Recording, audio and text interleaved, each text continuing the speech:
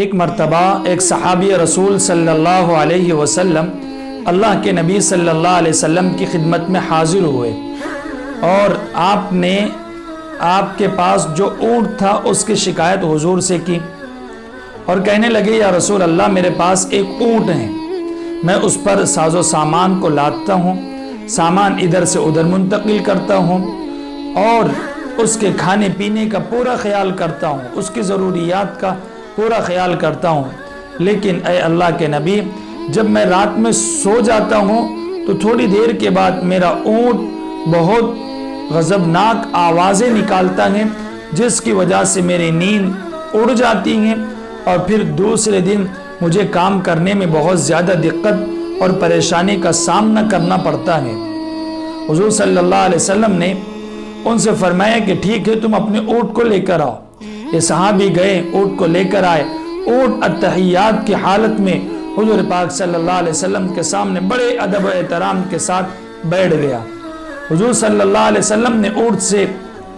فرمایا کہ تمہارے مالک نے تمہارے متعلق شکایت کی ہے اور انہوں نے یہ بات کہی ہے کہ تم انہیں رات میں سونے نہیں دیتے ہو، آوازیں نکالتے ہو، حالانکہ تمہارا پورا خیال رکھتے ہیں، مکمل خیال رکھتے ہیں۔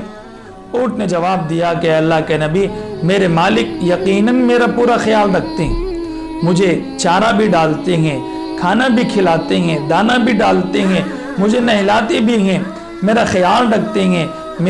میں اور یہ دونوں مل کر دن بھر محنت کرتے ہیں۔ لیکن اے اللہ کے نبی صلی اللہ علیہ وسلم جب ہم شام گھر پہنچتے ہیں تو مغرب کے بعد میرے مالک کھانا کھا کر سو جاتے ہیں اور اس ارادے سے کہ تھوڑی دیر کے بعد اٹھ کر عشاء پڑھ لوں گا، لیکن دن بھر تھکے ہوتے ہیں اس لیے ان کو گہری نیند لگ جاتی ہے، تو مجھے خوف ہوتا ہے کہ کہیں ان کی نماز قضا نہ ہو جائے، اس لیے میں آوازیں نکال کر انہیں بیدار کرتا ہوں تاکہ کل قیامت کے دن جب اللہ کے سامنے پیشی ہو تو اللہ مجھ سے یہ نہ کہے کہ یہ تیرا ساتھی تھا، تو اگر اسے اٹھاتا تو یہ میرے حکم کی اتباع اور فرما برداری کر لیا کرتا تھا، اس لیے اللہ کے نبی میں انہیں جگا دیا کرتا ہوں۔ ناظرین و سامعین، جانوروں میں جب یہ احساس ہے اللہ نے ہم کو تو اشرف المخلوقات بنایا ہے، کیا کبھی ہم نے سوچا ہے کہ ہماری نمازیں اور ہمارے روزوں، ہمارے حج، ہمارے زکاتوں اور ہماری عبادات کا کیا حال ہے؟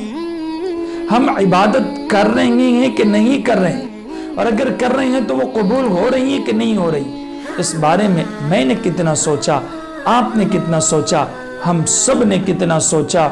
اور ہم کتنی عبادت، اطاعت اور فرما برداری کر رہے ہیں۔ جس طرح سے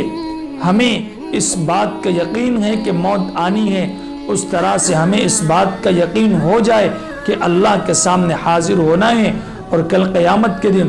اللہ سب سے پہلے نمازوں کے بارے میں سوال کرنے والے ہیں، بتاؤ ہم نے تم پر نماز فرض کی تھی، کتنی پڑھی کتنی چھوڑی؟ چلیے آج عہد کرتے ہیں آج سے لے کر